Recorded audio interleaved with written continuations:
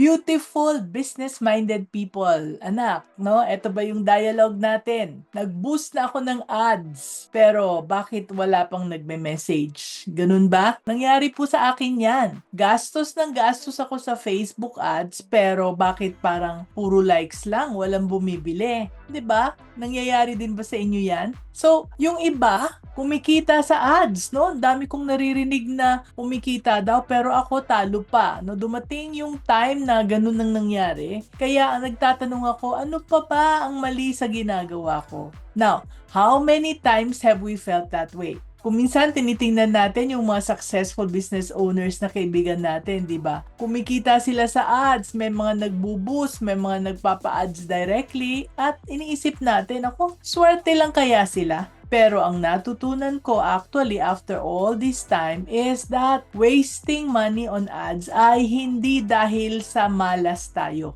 No? It is because we do not know yung smart way to spend. Kaya, anak, napaka-exciting this afternoon dahil we will discover together dito sa talk natin na stop wasting money, the smart way to spend on business ads with a very, very special guest na napakabata niya pero ang dami niyang alam tungkol sa ads. And pwede niya tayong kausapin tungkol sa mga Facebook ads, Meta ads, at pwede rin tayong magtanong tungkol sa iba-ibang klaseng ads. So, she will teach us how to turn our ad budget into real sales. Kaya nga tayo nag-advertise para makabenta, di ba? So, I'd like to introduce myself na maiksi lang to. I'm Mommy Negosyo. I've been a business owner for more than 40 years. Chowking franchisee for 18 years. STI College licensee for 28 years. Plus napakaraming iba-ibang mga businesses where I succeeded and also marami ring where I failed. At marami akong mga lessons na natutunan. Kaya ngayon, I'm now a mentor helping entrepreneurs grow easier and faster. Kaya for free resources, no, na nagbibigay po ako ng mga napakaraming resources every day meron akong 3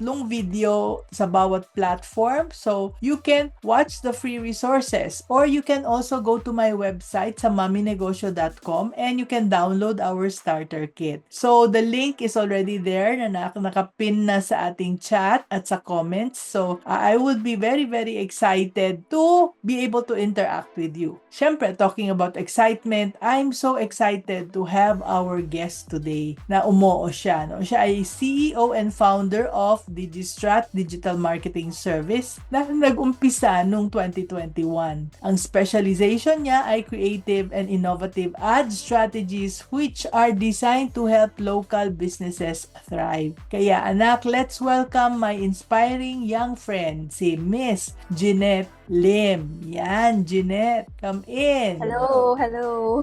Hi, Yeah. Mommy Ann. Hello. Hi, everyone. So, I'm Jeanette. So, galing ako sa corporate world where I worked as a brand manager muna for more than 8 years. Then, noong 2021, I shifted to digital marketing like Mommy Ann said. Then, that's the time that I became the digital marketing strategist solely focused on Facebook ads. So, I'm handling, like Mommy Ann said, both local and international clients. Ngayon, ang mission ko talaga is tulungan mga business owners na hindi magsayang ng pera sa ads and make smarter marketing decisions.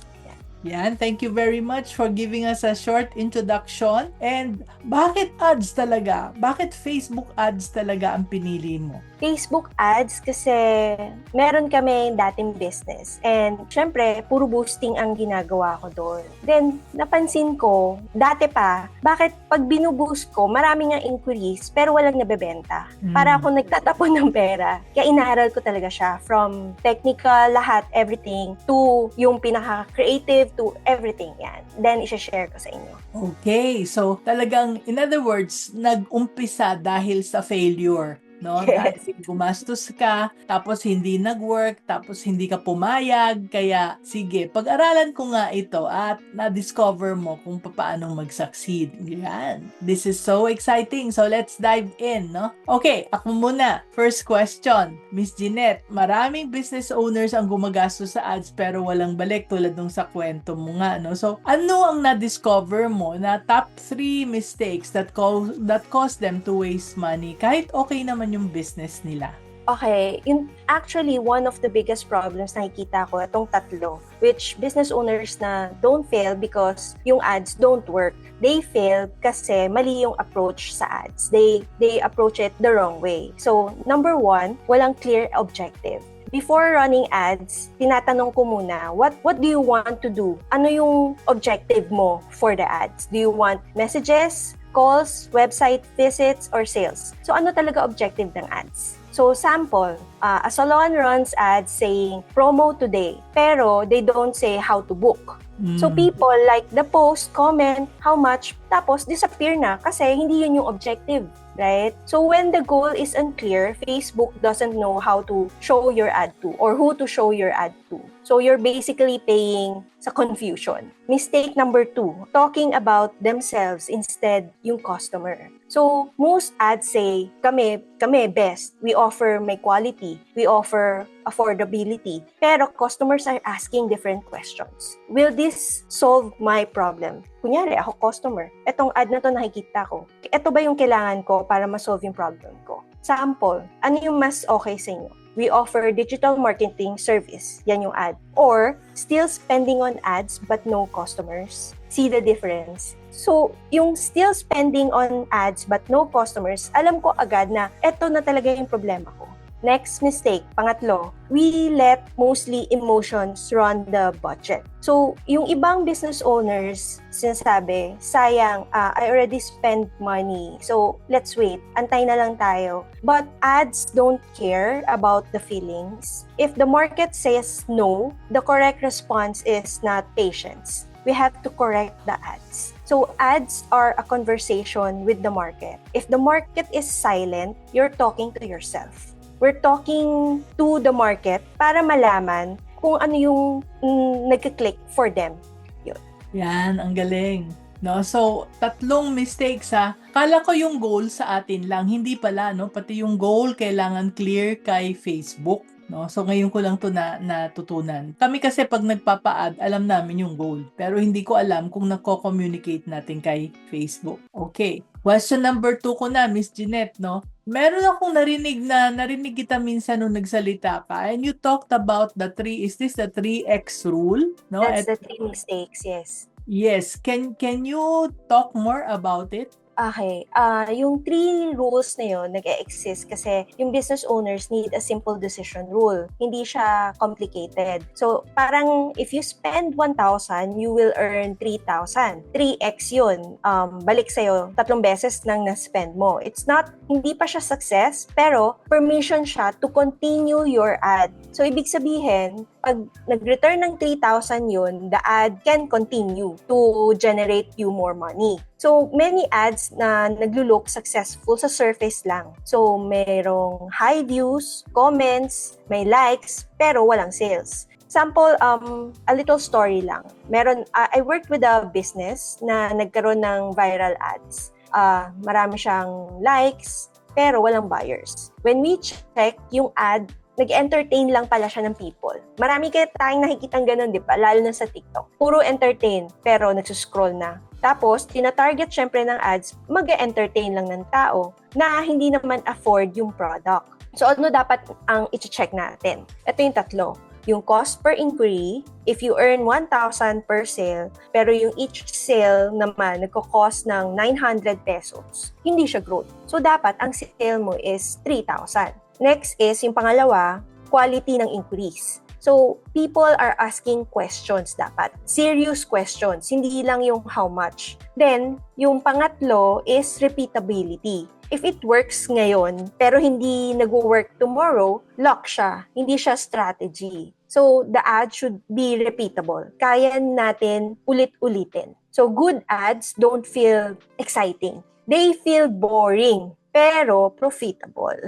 Ganon. Wow, this is something new O nga no, kasi sabi nga nila dapat exciting yung ads natin ano. Tama, yung iba ang na-generate lang is yung how much, ang daming HM, pero hindi naman bumibili. So hindi pala okay yung ganung mga ads. Alright, kailangan kong i-compute na magkano ba ang ginastos ko sa ad at magkano yung nabili. right? And kaya pala ito, I love this one, yung sinabi mong repeatability, no? Kailangan consistent. Kung bumenta siya today, dapat tomorrow, following day, bumibenta rin siya. Now, my question number 3. Halimbawa, 5,000 pesos lang ang aking budget for Facebook ads every month, no? So, pwede 'yon, I'm sure, no, 'di ba? Ang question ko lang is paano ko siya gagastusin para sulit siya? At ano naman ang wag kong dapat gawin kung maliit ang aking budget? Okay. Ang 5,000 pesos, hindi siya malaki.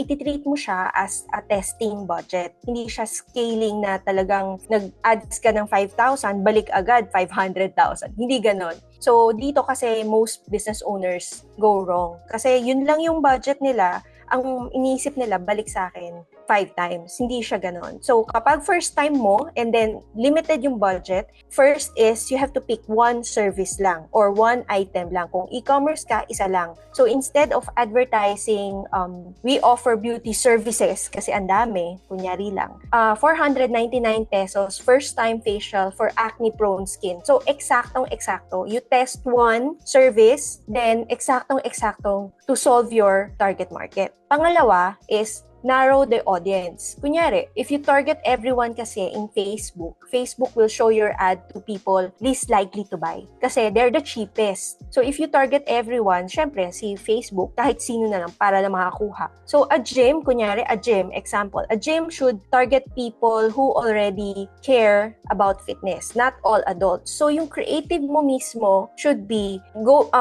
naka-focus siya to gym goers na. Or naka-focus siya sa problem, bakit ba kailangan ko mag-gym? Kailangan ko magpapayat, saan ang location ko? It's the nearest gym in your hometown. Ganun siya. Ganun inanarrow mo sa creatives mo, not on the real targeting sa back-end, sa top technical. Para alam ni Facebook, ito lang yung tao na kukunin ko. Ito yung tao na nagre-resonate. Step 3, ano yung pangatlo? You have to test the message, not yung creative, not the design. We don't really need yung mga fancy na videos. We need yung right words doon. Yun, pag maliit yung money natin, clarity with the ad should be big. Very clear tayo kung sino yung tina-target natin, ano yung sinusolve natin problem. Para mas yung budget na 5,000, sulit na sulit. Yun. Medyo na-confuse ako doon, no, Miss Inet.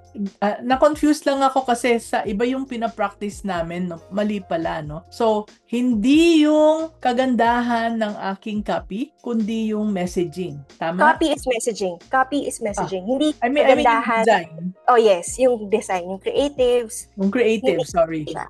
Hindi doon sa creatives, kundi doon sa messaging. Dahil ang nagdi-decide kung kanino ipapakita ay si Facebook mismo. Yes. At yes. hindi siya nai-impress sa ating kagandahan ng ating design, kundi sa ano yung sinasabi natin.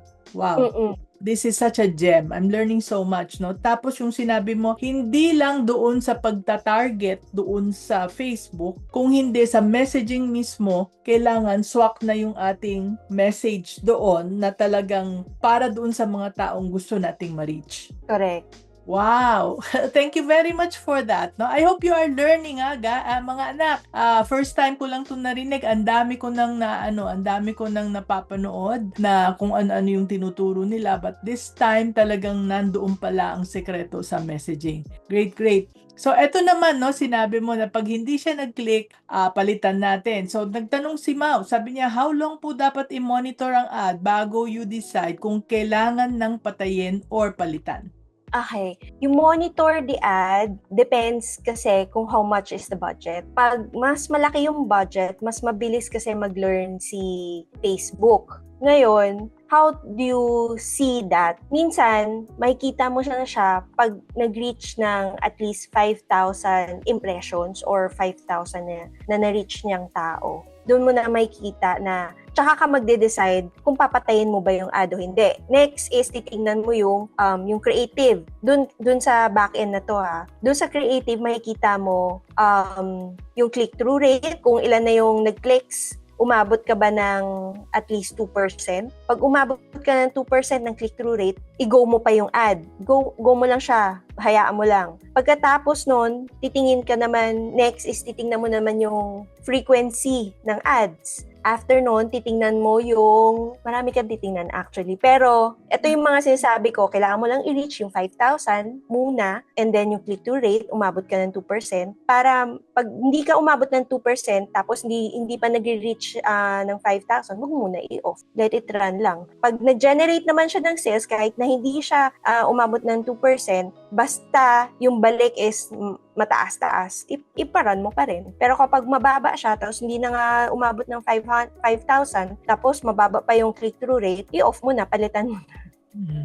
Okay, so talking about budget, no? Si Mau pa rin tong nagtatanong, ano ba talaga ang ideal ads na budget? Ideal ads na budget. Okay. I would reco 1,000 or 1,000 per day. Pero kasi, syempre, it's good for testing. Pero pwede na ang 250. Sobrang sagad ang 250 a day. Tapos, one service lang yun or one item lang para ma-check nyo talaga. So, kung 250 per day, for how long do we run it to check? You have to run it until umabot sana ng 5,000 each. So, it really depends kung mabagal yun, tapos 5 days na, 7 days na, hindi pa rin nakakahanap si Facebook ng maayos na it's time to change the ads. Okay, got it. Now, we have another question here from Christina Murillo. Sabi niya, pag sa iPhone ba tayo nag-boost, may Apple service charge ba daw? Usually, yes. Oh, ganun So, talaga. sa ano na lang kayo, sa Ads Manager.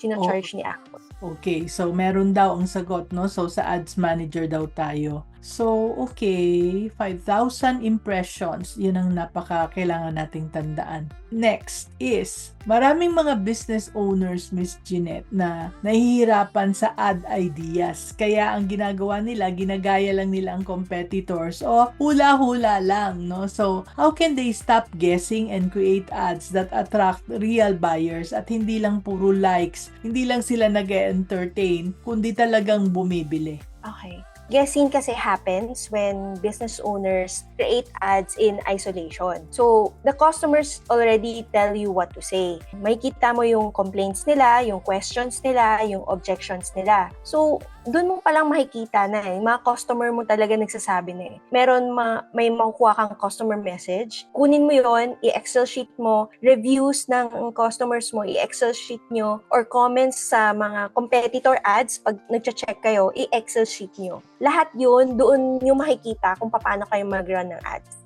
Doon nyo kukunin kung ano yung gagawin yung ads. Kasi doon pa lang, alam mo na kung ano yung mga isosolve mo. So, if customers always ask na, is this safe? Yun dapat yung headline nyo. Parang, example, try our new service, yun yung ads na headline, or tried everything but no results. This is for you. Kasi, nakita natin, kunyari, sa reviews na marami na kaming na-try pero wala pa rin resulta. So, yun, kukunin mo eksaktong words nila, gagawin mo nang sa ads. Okay. Nakaka-relate sila. Oo, parang live na live talaga, no? Talagang yun yung nangyayari. Okay, so talking about ads and talking about business, if you want a roadmap pala, anak, no, to grow your business with clarity and confidence, I'd like to invite you to grab my book, yung Grow Your Business Pinoy. No, yung libro na yon pinapakita sa atin na there are 4 stages of business growth. Tapos merong 7 areas na dapat nating tutukan. Kaya siguro nahihirapan tayo kung minsan mag-grow ng ating negosyo dahil mali yung stages na tinututukan natin. Kala natin nasa stage 2 pa tayo. Yung pala nasa stage 1 lang pala tayo. Kaya kung anong ginagawa natin na hindi angkop doon sa ating stage na yon. So if you're interested to find out what is it that you should do at the stage of growth of your business, grab my book, Grow Your Business Pinoy, and yung link at saka yung link niyan where you can get it is nasa chat at saka nasa comment section. Yan. So anyway, Miss Jeanette, minsan maganda naman ang product or service, no? Pero talo pa rin sa ads. So, in your experience, what is usually missing pag ganon, no? Bakit kahit na good ang mga negosyo nila, nasasayang pa rin yung mga kanilang budget sa ads? Minsan, a good product doesn't sell naman itself, right? So, ang kulang nila is clarity. Clarity sells. So, yung common missing element doon sa mga ads is one, clear positioning. Who is this not for? Kanino ba hindi pwede? So, you have to be clear on the ad kung para lang kanino ito. Second is urgency. Bakit bibilin ko to ngayon? Hindi bukas, hindi mamaya, hindi sa next week. Bakit ngayon? So, there should be urgency. Then, pangatlo is simplicity. If it takes more than 10 seconds to understand yung ad, masyado na siya complicated. Kaya we have to, kunyari sa video, kaya marami tayong naririnig na in first 3 seconds, naiintindihan mo na agad para kanino to, ano yung binibenta, ganon. So, one example is, a great restaurant with bad ads usually sells best food in town. Pero, dapat, ang sinasabi nila is, launch under 200 pesos, ready in 10 minutes. Same with the Pizza Hut story. So, confused customers don't say no. They just leave, diba? Or they just scroll. Ganun siya. So, kailangan clear, no? Clear masyado. Okay. No? Next, eto.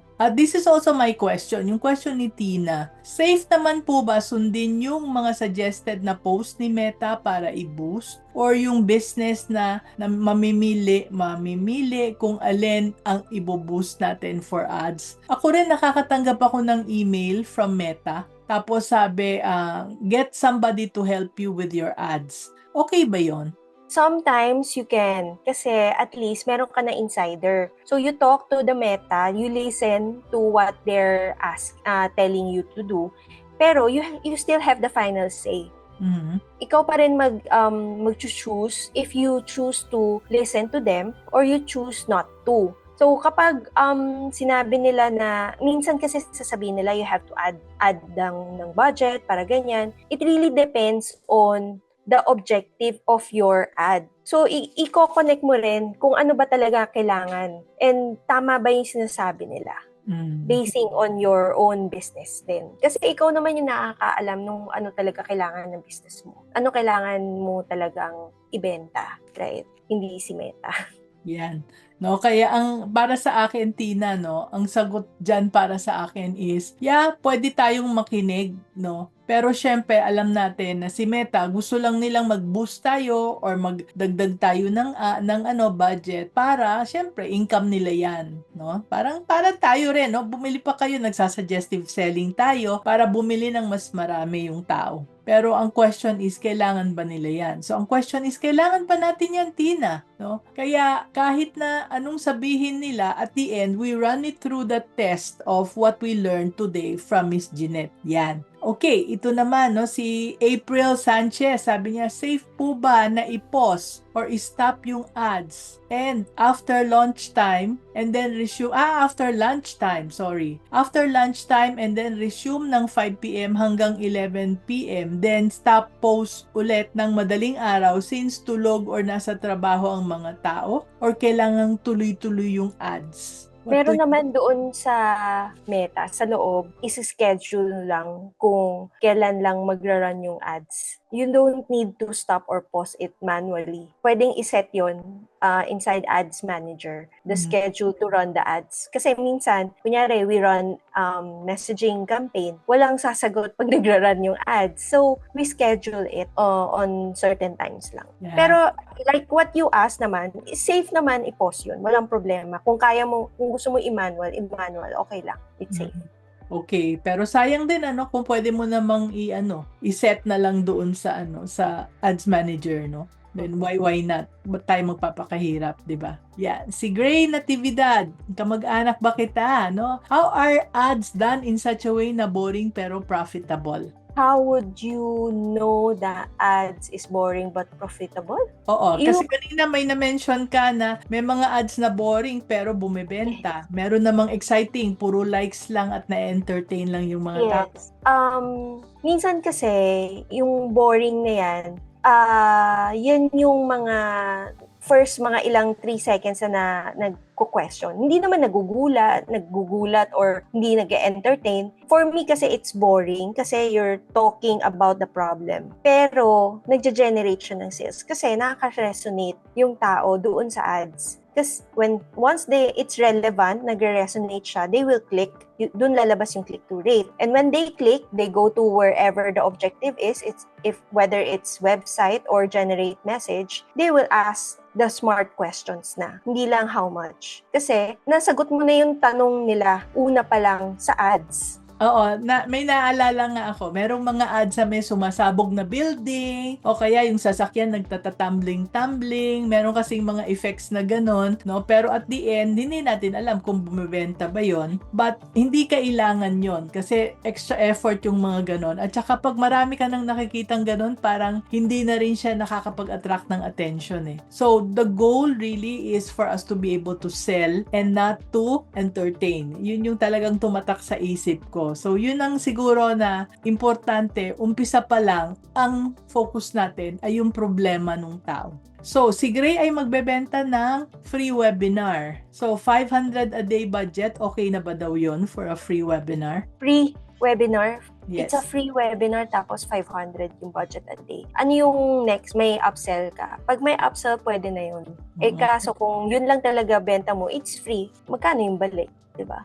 Yan. No? So, depende sa goal, ano? Depende sa objective mo. And kung sino, kunyari, Philippines lang yan. Kung Philippines lang yan, pwede na siya. Pero kapag isasama mo pa ibang bansa, maliit sobra ang 500 pesos a day. Kaya nga there's such a thing called the funnel eh. Kung minsan magbibigay ka ng free webinar, pero doon sa webinar meron kang ibebenta. So kung nabenta mo siya, okay lang. Kahit na hindi ka nagbenta para dun sa webinar na yon. Alright. So, Montalvo, Abigail says, okay din ba maglagay ng maraming interest, demographics, at saka behavior? Actually, ngayon kasi, nagbago na si Meta. Yung sa targeting, it's really not with maglagay ka ng, although pwede ka pa rin naman maglagay para to help Meta, pero as support na lang siya. I would rather focus my energy on how to create the ads. Kunyari, gumawa ka ng video, you solve the problem talaga. Tapos, gagawa ka ng static. Static is yung mga pictures lang. Andun na talaga doon sa headline mo pa lang kung para kanino yun. And nakikita sa picture kung para kanino yung binibenta mo. Mas ganun na mag-work si Meta kesa sa maglagay ka ng mga interest and behavior. Although, pwede pa rin, it will just be a support for Meta. Wow. So matalino na si Meta ngayon, ano, nababasa niya na yung mga natin, mga design, mga copy at kung ano-ano. At siya na mismo yung nagta-target. Wow. I didn't know that. No, that's something new. So nice. Ano daw ang healthy? Sabi ni Aaron. Ano daw ang healthy ad frequency? Healthy ad frequency, 1 to 2 pwede na. Pero pag umabot ka ng 3, palitan na yung ads. Kailangan na change. 1 to 2, it's healthy. Pwede pa. Pero umangat ka pa ng 2, umabot ng 3%, 3 times frequency, palitan na yung creative, palitan na yung videos or yung static, palitan na kasi bababa na yung quality ng ads na yon, hindi na masyado magre-resonate dun sa mga nata-target kasi ibig sabihin, maraming beses na nakikita nung tao, hindi naman gumagalaw, hindi naman nagka-click, hindi naman nagme-message, hindi naman bumibili. So 1 to 2 lang dapat. Okay. So, ito, si Irish naman, is ads better than boosting? Ads and boosting is the same. Pero if you do the ads sa ads manager, kasi that's better. Kasi pag binoost mo, ang automatic ni Meta is engagement. Unless may inayos ka doon. Pero it's really different pag sinet up mo siya sa ads manager. Kasi sa ads manager, like what I said kanina, pwede mo ring schedule yung ads mo na naka-off siya dun sa certain time, dun lang kasi meron sa ads manager sa likod. So pareho lang ang dati kasi sabi nila mas okay yung ads kaysa sa boosting, no? Kasi yung boosting parang kalat, parang shotgun approach. But now that smarter na si Meta, he can already read kung ano yung nandun sa copy natin at kung ano yung mga images natin, ano. But yes, then, pero kailangan pa rin po yung sa likod, sa ads manager pa rin. Yes, Kasi, kailangan pa rin. dahil yung objective mo, makakapili ka ng objective. Kasi yung unang-una mo talagang gagawin, ano yung objective mo for the ads? Is it sales? Katulad ng una ko sinabi, is it sales? Is it for getting message? Or is it for likes lang? So, it depends. Pero kasi kapag sa boosting, it's only one objective. Yun, to show your ads to Yeah. people. Ganun lang siya. Okay, so learn about how to do it sa likod para at least mas guided si Meta. Okay, Miss Jeanette, you've helped businesses get 10 times, even 400 times na returns. Wow, no? So for business owners who want better results starting today, ano yung first thing na talagang dapat ayusin namin sa aming mga ads? Ayun, the first thing na business owners must fix is yung alignment. Yung message, yung market, then yung money must agree. So, lahat yon, yung alignment mismo ng message, ng market, tapos yung kung how much. So, step by step tayo. Sino yung kakausapin natin? Ano yung sinusolve nating pain? And then, ano yung action na gusto mong gawin nila once they watch the ads? Doon yung pumapasok din naman yung sa Ad Whisperer AI. So, this helps yung mga business owners think before they spend. It removes yung guesswork, it removes yung pag-iisip na ano ba talaga ang kailangan unahin kong creative. So, it replaces it with structure. So, yung ads should never feel like sugal. They should feel like logic. Ganun siya. Dapat talagang intentional, ano? Alam natin kung sino yung kausap natin, market, ano yung message, ano yung gusto nating sabihin, at magkano yung dapat nating i-invest doon sa ads natin. So, another gem, sana, sana you learned from it, no? Okay, thank you, no? So, meron nagsabi noon, Miss Jeanette, na mas okay ang ads na video. Tapos lately, marami nagsasabi, mas okay yung ads na photos lang. Ano ba talaga ang better? Both are better. We test both. O minsan nga, tatlo pa nga eh. May carousel, may photos lang na isang picture lang, and then may video. Pero yung tatlong yun, when we test, usually talaga, better ang video kasi mas mura siya. Then we retarget the video. Pero minsan, pag tinatarget mo yung mga may kilala na sa'yo, kilala ka na niya, then you're just selling discount, sales, ganyan, static and carousel works na. Ganun siya. So, pwede mong i-test kasi different industry talaga. Minsan, nag-work tatlo. Minsan, video lang nag-work sa isang industry. Pero, tatlo is good. If you have the budget, you can run the 3 to test it. Yeah, why do you say that video is mas mura? Yung mga tao, they love to watch the video. Tapos, with that video, you can retarget them, yung mga watch time. Tapos, ang maganda pa doon, when they watch the video, may call to action. If they go to your Facebook page, or if they go to your website, or if they message, pag yung call to action mo sa message, you can retarget din. So, ang dami mo nang nakuhang data na pwede mong gamitin paulit-ulit. So, mas mura talaga yung video. Kasi pati video pa lang, pag watch time pa lang, pwede mo nang i-retarget eh. So, you have those data na mas mura talaga siya. Pero kapag static or carousel, hindi mo ma-retarget yung nakakita ng mga static. Yeah. And then, what I know now is hindi namin nare-retarget yung aming mga nanonood ng video. Oh, attention team! I-retarget natin sila, ha? Yan. Pwede mong i-segment din yun. So, talking about learning, no, I had to learn this the hard way. Na yung pala, pag lumabas yung ad natin, the first few hours, hindi pa alam ni nagta-trial and error pa lang si Facebook kung kumakagat yung mga tao. So, kung hanggang doon naubos na yung budget natin, wala na. Samantalang the longer it is, mas madaming pera tayong nilalagay, mas binibilisan niya, marami siyang natututunan at alam niya kung sino yung mga taong dapat niyang kausapin at kanino niya dapat ipakita yung ating ad, no? Sa totoo lang, si Facebook, gusto niyang kumita sa ads natin, 'di ba? Sa bayad natin sa ads. Pero naman, gusto rin niyang magpa-ad tayo ng magpa-ad. Parati tayong nagpapa-ads kasi doon siya kumikita. Kaya Facebook is on our side. Facebook wants us to succeed. Kasi pag nag-succeed tayo, naglagay tayo ng ad at merong bumili, magpapa-ad tayo every time, right? So yun ang algorithm ni Facebook. Yon. Sabi ni iPhone, hi po, ano pong atsang effective to get tourists? Kasi I'm managing a small cafe sa ibang bansa, small country, but some locals don't know yet our business. So, hindi ka pala sa Pilipinas. So, papaano yan?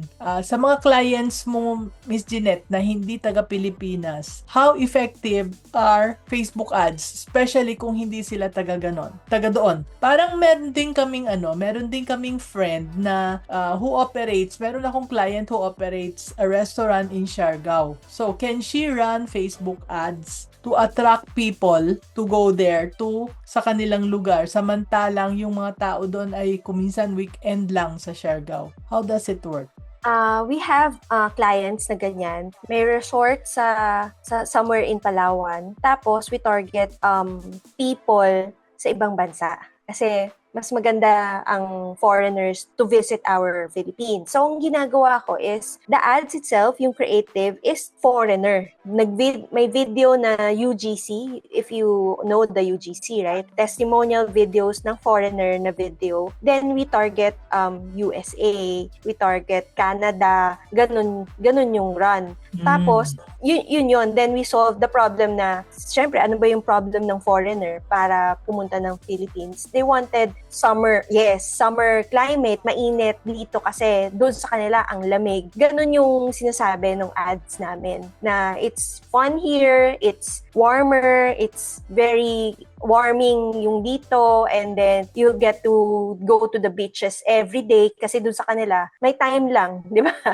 Ganun siya. So it really depends on who you want, who your market is, and ano yung sinosolve mo. Then you target that.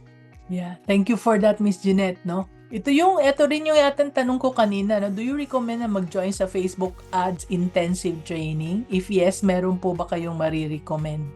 Hindi pala ito yung tanong ko. Ang tanong ko yung si Meta mismo ang nag-o-offer. So, etong mga Facebook Ads Intensive, siguro pag-usapan na lang natin tong Ads Whisperer AI. Yung si Whisper AI. Okay, I'll keep it simple lang. I don't believe kasi din in complicated offers. So, si Whisper AI, bot siya. Nagra-run siya in ChatGPT. So, it is designed for business owners who don't want to guess anymore. So, you're going to talk with the bot. It helps you clarify what to say, who to say it to, or how to spend your ad money wisely before you spend it. So, itong bot na to, once you put everything, kasi tatanungin ka niya mga questions about your brand, about your item, tapos, it will help you, ano yung funnel na dapat mong gawin, anong campaign na iraran mo, smart, anong campaign, anong ad set, anong creative na dapat mong gawin, and creative strategies din kasi siya. So, it forces that, the AI bot na to think for you, para hindi ka not to gamble na. So, it will generate pati creatives, anong creatives na pwede mong first i-run, i-create, and then to test para hindi manghuhula ka. Ganyan. It will ask muna. Ganun siya. So, normally, AdWhisper AI bot siya in ChatGPT that will help business owners and kung sino man nag-run ng ads to gain clarity for their items and how to run them in Facebook Ads Manager. So instead na mag-run na tayo tapos obserbahan natin, this is one step that we can do bago natin ilagay sa Facebook at matutulungan niya na tayo para sabihin kung okay ba o hindi or kung paano ba siya pwedeng ma-improve. Tama ba yung pagkaintindi ko, Miss Jeanette? Yes. Ito kasi bot siya na it can help you what to do first. Kunyari, sabihin mo sa kanya, I only have 5,000 budget for this item, and then ito yung gusto kong target market. Tapos ito yung branding ko. Tapos tatanungin ka pa niya ng questions kung kulang yun. And then it will generate ano yung next steps mo. Kasi itong bot na to, there's a lot of infos inside nilagay ko yung mga learnings, like yung mga kinukwento ko sa inyo ngayon, nandun na siya. Yes, nandun na siya. So, it will generate things for that certain service or items for you. So, this is a GPT. Inside Yes, it's a, GPT. yes. Okay. So, how much does it cost? Normally, Subscribe? yes, subscription siya. Pero normally, si Ad Whisperer bot is it's $297 per month. Pero with here, since sa viewers ni Mommy and like yung mga nandito, we're doing something special. So if you sign up now, you'll still pay $295, pero instead of just 1 month, you'll get access hanggang end of the March. So you can do everything there. Tapos, yung mga questions nyo. So, kung mas maaga kayo mag-subscribe, hanggang March yun. That's yours to keep. From now until March, it's $295, $297. Ay, sorry, $297. Yes. Yeah, sure. Per month. Okay. Per month, yes. Ay, pero for you, kami. mga subscribe. Subscribe na kami dyan, no? Para hindi na kami masyadong mag-isip. So, asa na ba yung link? How do we do that? How do we subscribe there? Ito yung may form?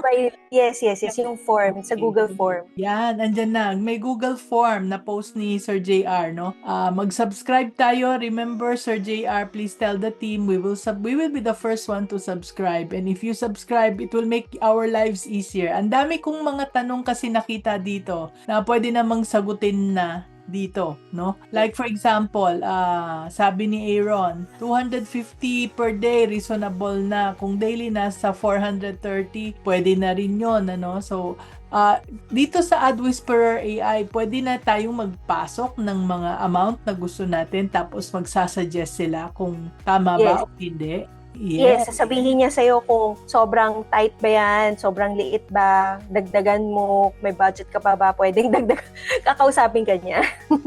So instead of pag-consult tayo kay Miss Jeanette, which is definitely mas mahal, si bot na lang ang kausapin natin, si Ads Whisperer. Yan, no? So ito pa. Ito, masasagot ba niya ito? Ito kay Janine Beatriz de los Reyes from Facebook. Sa first na na-publish yung ad, kailangan po ba agad targeted na yung audience o no target muna for Facebook to learn? Actually, pag pinasok niya yun sa Ad AI, yes, sasabihin niya sa'yo na no target muna. Lalo na pag ang budget mo is so small. So, huwag kang mag-sobrang targeting. Pag maliit lang yung budget, mag-broad muna. And then, you check kung okay ba yung ads mo. And then, tsaka ka mag-a-add ng other interest. Tsaka ka magte-test ng ibang interest. Ganun. Okay.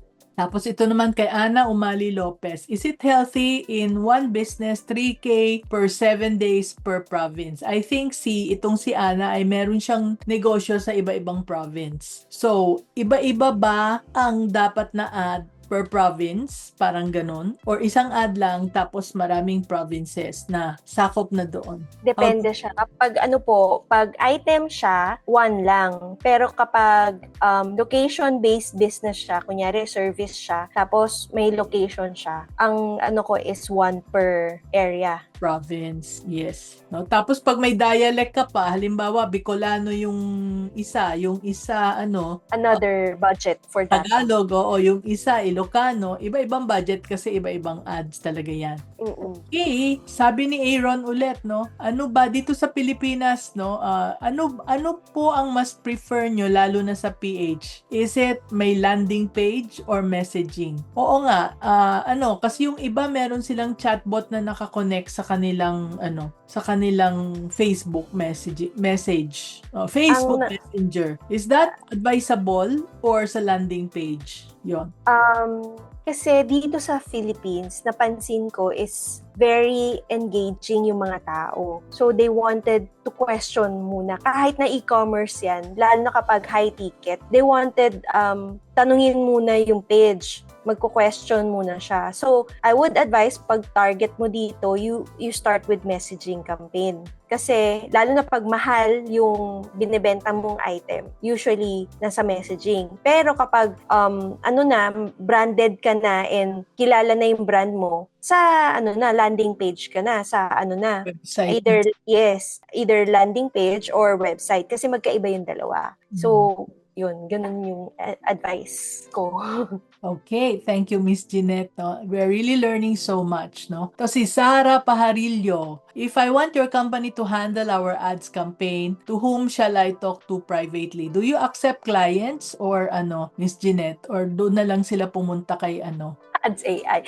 Depende. I will, ano naman, I will advise naman whichever kung kay ad whispers sila, or I can do the consultation first. I-check ko muna. We do that. We audit first. You can message me sa Facebook na lang. Yeah, so message Miss Jeanette sa Facebook. Asa na yung ating ano, paki-post naman yung Facebook link ni Miss Jeanette para they will know how to get in touch with her. Tapos from there, siya na yung ano, magsasabi kung doon na lang sa Ads Whisperer or direct sa kanya. No, may nagtanong, alam ko paano magpapa-ads for travel and tours? Tapos yung isa paano pang magpapa-ad sa party planners? Paano magpapa-ad sa salon? Pwede bang ganun lang ang question dito sa Ad Whisperer?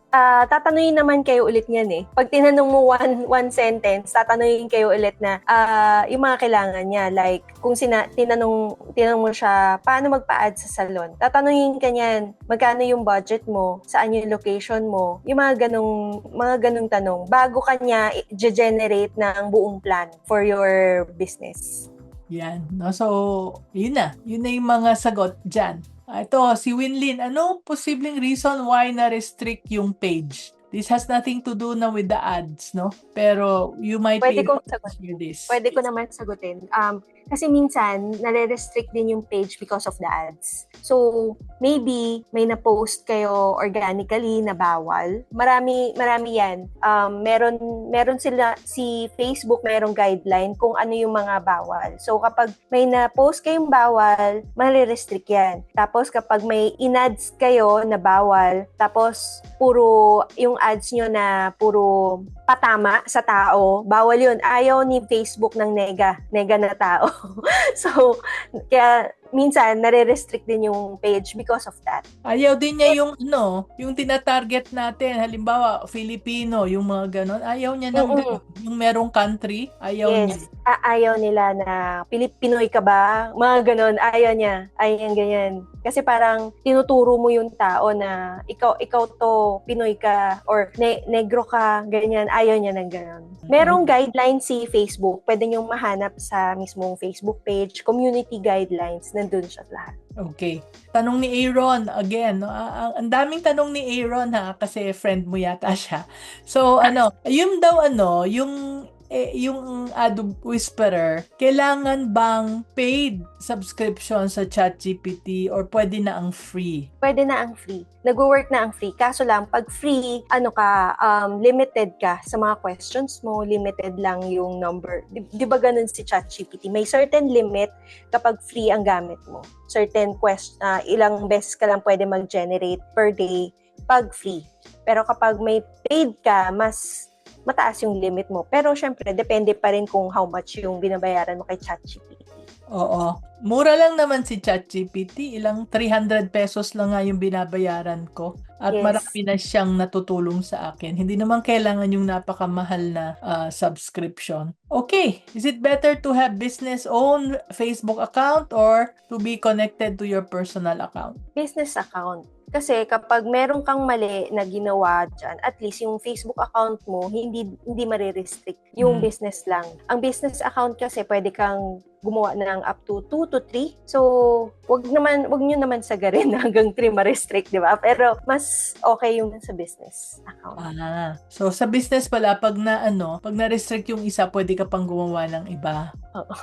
Okay. So, I'm sure you have learned so much, no? And since you have learned so much, what we'd like to do is to ask you, alam ko magpapasalamat kayo pero wag kayong magpasalamat at alam na namin yan. Pero ang gusto lang namin marinig is what is one takeaway? Ano yung isang natutunan ninyo? Kasi yan ang talagang nakakapagbataba sa puso namin. Yung may natutunan yung nakikinig sa amin. Hindi lang thank you. So, paki-post naman yung one takeaway na natutunan ninyo ngayon at gagawin ninyo kaagad maybe today or tomorrow. Alright, so habang pinopost nila yung kanilang biggest learning, biggest takeaway, I'd like to say thank you to you, Miss Jeanette. It's been an honor to have you here. No? Thank you. And yeah, can you tell us, baka meron kang last message para sa ating mga nanonood? Ang last message ko lang sa inyo, be clear lang on who you are talking to, who you want to sell the ads to. Yun talaga makaka-help sa inyo to run better ads and to bring the cost per metric down.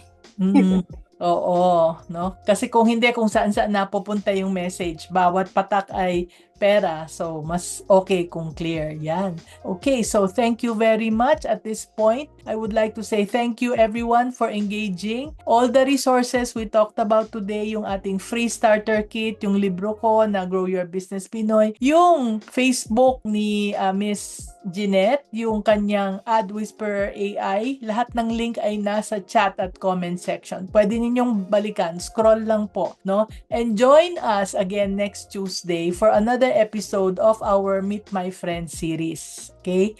Para sa mga shy people, mga introvert, yan, no? Mga introvert na takot magbenta na tulad ko, kaya inimbitahan ko itong guest natin. Kasi gusto kong matuto sa kanya next week. And this guest is si Cap Hernandez. Cap Hernandez is the founder and CEO of Uncap Digital Marketing Incorporated. This is another guy na tulad ni Miss Jeanette na napaka-generous at malaki ang puso, willing to share. Kaya I'd like to invite you to join us next Tuesday, same time, 3 o'clock. No, ang title ng kanyang episode ay Quiet Marketing That Works. And this is for introverts who hate selling. Kaya register ka na anak. Ang link ay ilalagay namin sa chat at sa comment section. So I'd really love to see you next Tuesday again. Until then, please invite your friends. Kasi sayang naman to, no? Kung hindi nila mapanood, libre lang. No? And invite your friends and let's all learn together. So keep shining and keep being business-minded. Pinoy, bye!